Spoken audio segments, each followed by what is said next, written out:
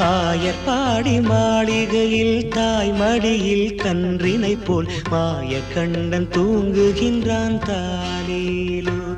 அவன் வாய் நிறைய மண்ணை உண்டு மண்டலத்தை காட்டிய பின் ஓய்வெடுத்து தூங்குகின்றான் ஆராரோ. ஓய்வெடுத்து தூங்குகின்றான் ஆராரோ. ஆயர்பாடி மாளிகையில் தாய் மடியில் கன்றினை போல் மாய கண்ணன் தூங்குகின்றான் தாலேலோ.